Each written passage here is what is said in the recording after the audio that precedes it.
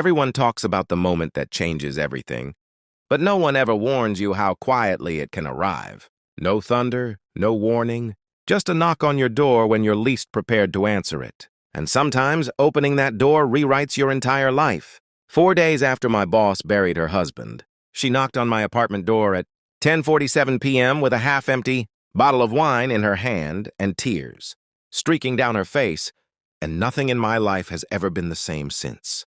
Her name was Victoria Hayes, and until that moment she had been untouchable.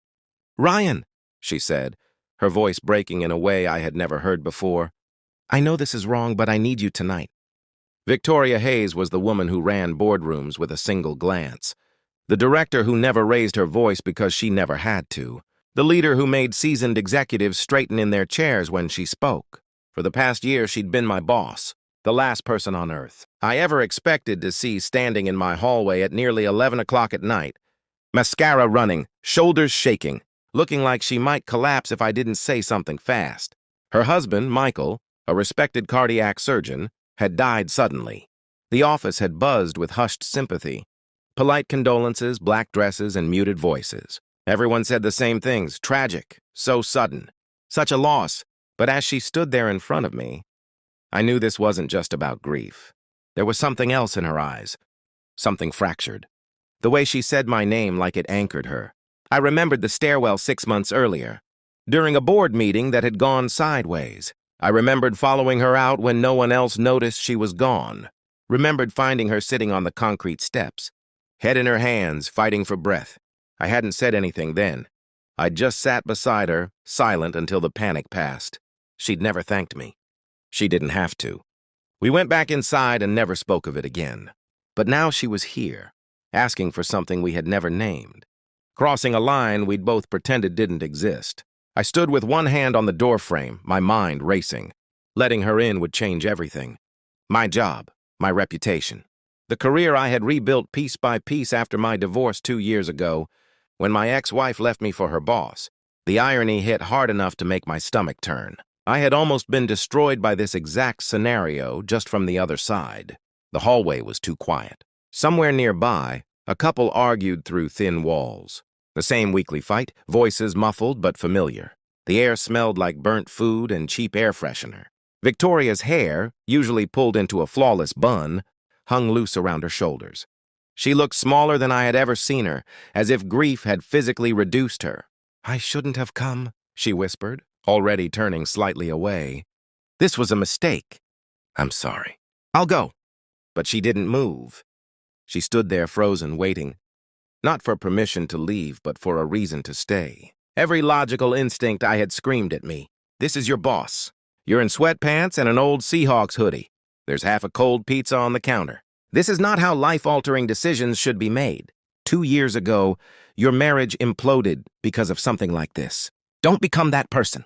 Then I saw her hand tremble as she tightened her grip on the wine bottle. Saw the way she fought for control, swallowing emotion like she had done for years. And I realized she wasn't here because she wanted something reckless. She was here because she was about to fall apart. And she didn't know where else to go. I stepped aside. "Come in," I said quietly. The relief on her face was immediate and devastating. She walked past me, and I caught the scent of her perfume mixed with wine and raw desperation. I closed the door, and suddenly my small apartment felt too small to hold what she was carrying. She set the bottle on the counter and stared at it like she'd forgotten why she brought it. Her body was rigid, held together by sheer will. "I found something tonight," she said, her back to me. Her voice was barely a whisper. "Messages. On Michael's tablet." I felt my chest tighten. "He was having an affair," she continued. "For 2 years. With a nurse from the hospital." The words landed hard, heavy. She turned then, and her composure finally shattered. "I stayed," she said, tears spilling freely now, "even when it felt like living with a stranger. Even when we stopped touching, stopped talking. I stayed because I made a promise." Her voice broke completely. "And the whole time I was trying to save us, he had already left." She didn't wipe her tears away. She just let them fall. As if she'd been holding them back for so long she didn't know how to stop anymore. I crossed the room without thinking and wrapped my arms around her. She collapsed into me instantly, like her legs had finally given out. Her head pressed against my chest, and her sobs shook her entire body. I didn't say anything. I didn't tell her it would be okay or try to make sense of it. I just held her while she broke apart in my kitchen at 11 on a Thursday night, wondering how many times she'd been strong when all she needed was to fall. Minutes passed. Maybe 10. Time lost meaning. Eventually, her breathing slowed. She pulled back slightly, smearing mascara across her face as she wiped her eyes with the back of her hand. "I'm sorry," she whispered. "I shouldn't have put this on you." "You didn't," I said. "You're not alone." She looked at me like she was testing the truth of that statement, searching my face for something solid. "Can I stay?" she asked. "Just for a while. I can't go back to that house tonight." "Yeah," I said. "Of course." I made tea because I didn't know what else to do. She curled into the corner of my couch, knees tucked up, making herself small.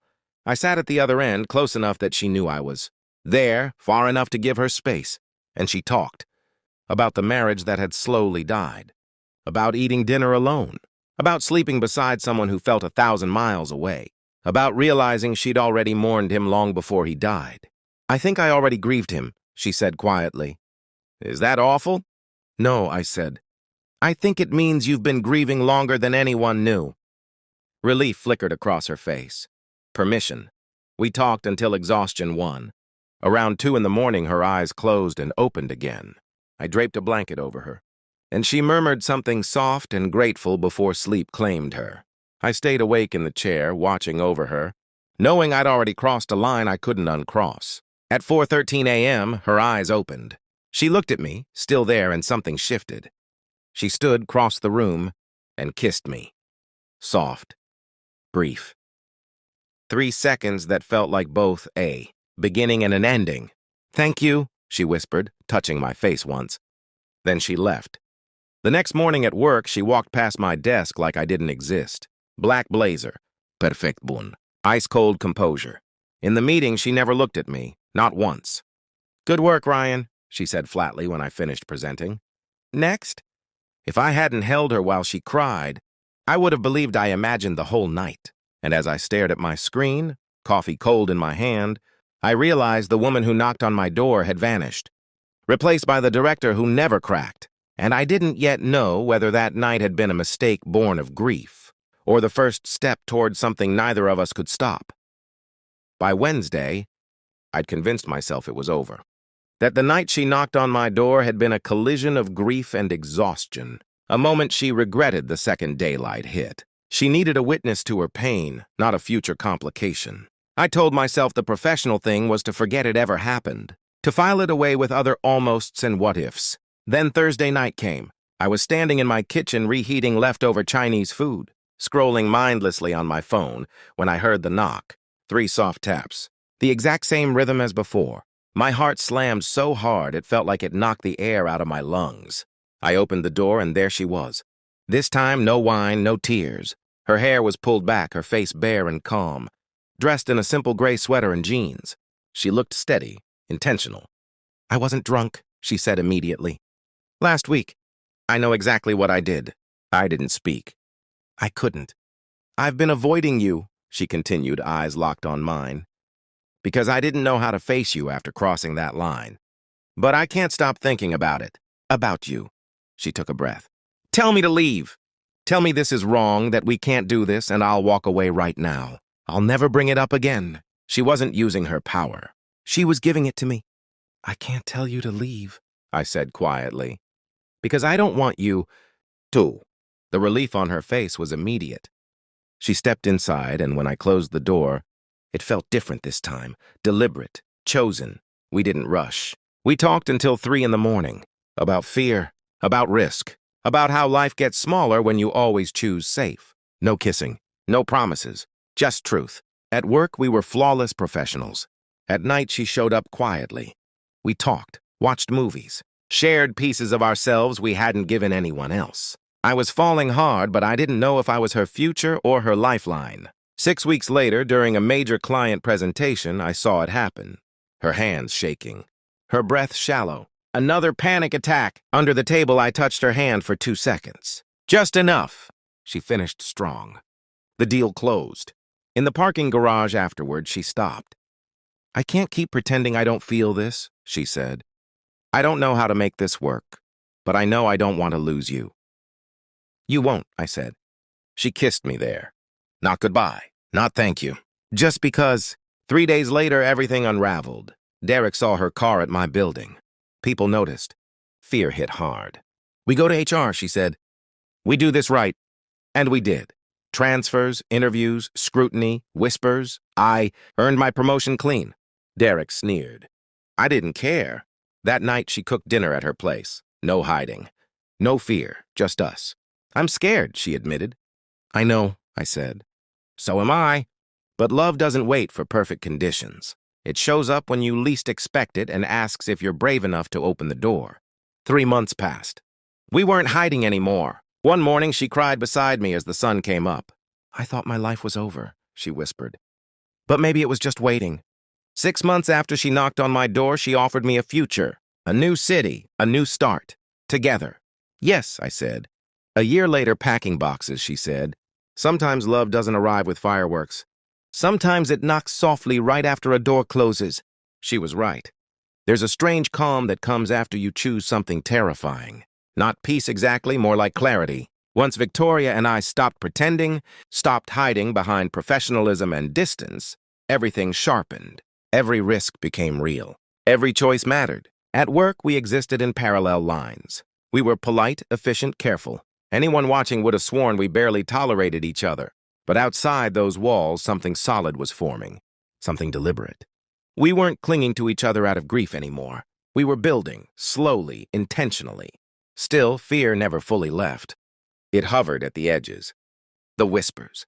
The looks. The knowledge that one wrong move could undo everything. I felt it most when I walked into meetings.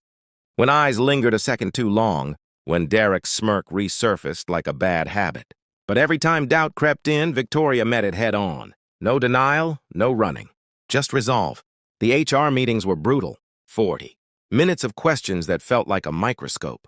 On the most fragile moments of my life. Timeline, consent, power imbalance, pressure.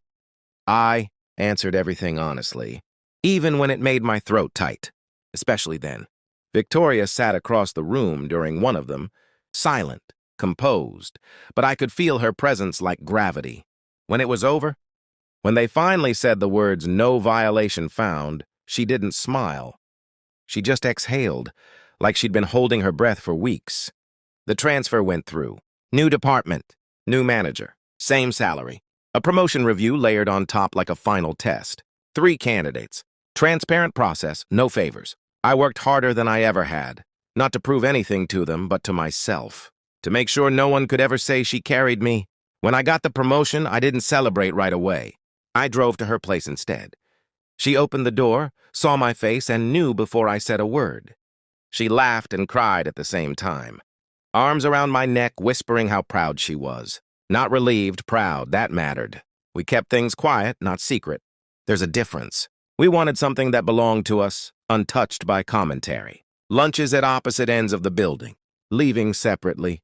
Stolen smiles in passing that meant everything and nothing to anyone else. But love has a way of showing itself whether you invite attention or not. People noticed. They always do. You can't hide the way someone's shoulders relax when you walk into a room. You can't hide the way their voice softens when they say your name. One Saturday morning, months later, I woke up beside her for the first time and realized something terrifying. I wasn't waiting for this to end anymore. I wasn't bracing for impact. I was imagining a future, and it didn't feel reckless. It felt earned. She was sitting on the edge of the bed, watching the sunrise, wrapped in the sheet like she was afraid to let go of the moment. There were tears on her face, but she was smiling. "I thought my life was over," she said softly. "I thought that was it, that I'd missed my chance." I pulled her back into my arms. "You didn't miss it. You survived it." She rested her head against my chest, breathing me in like something familiar and safe. In that quiet, I understood something clearly for the first time. She hadn't come to me broken. She'd come honest. And there's a difference. The past didn't disappear. Michael didn't vanish from her story. Neither did my ex-wife from mine. We didn't erase what hurt us. We carried it differently, with less shame, with less fear. 6 months after that first knock, she told me about the offer. VP position, new company, new city, a clean slate. She didn't ask lightly. She didn't assume. She offered me a choice, the same way she always had. Yes, I said, without hesitation. She cried then, not from fear, but from release, like something she'd been holding inside finally had permission to exist. And in that moment I realized the truth. The worst night of her life had led her to my door, and the hardest choice I'd ever made had been opening it. Everything after that was just us learning how to walk forward together. A year after the night Victoria knocked on my door, we were surrounded by cardboard boxes and half-wrapped memories, the house filled with that strange echo that only comes when a life is in transition. Her house. Our house. Sunlight spilled through the windows, catching dust in the air, making everything feel suspended, like the world was holding its breath with us. I found the photo album by accident, tucked into the back of a closet behind winter coats she hadn't worn in years. Old photos. Her and Michael, younger, smiling, unaware of how time would bend them apart. I stood there longer than I meant to, staring at a life that could have been, at a version of her that no longer existed but still deserved respect. "You okay?" she asked gently from behind me. "Yeah," I said honestly.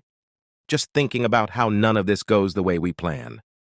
She took the album from my hands, flipped through a few pages, then closed it with quiet finality. "I'm grateful for the good years," she said. "But I'm more grateful that I didn't let fear decide. The rest of my life." She slid the album into a box labeled Memories and taped it shut. Not erased, just placed.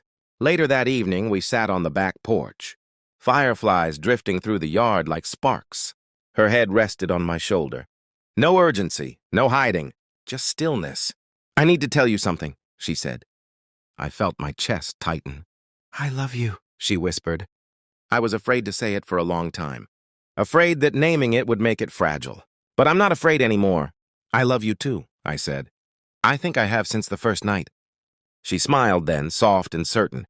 Sometimes love doesn't arrive with fireworks. Sometimes it knocks softly right after a door closes and asks if it can come in. And if you're brave enough to open that door, it doesn't just change one night, it changes everything.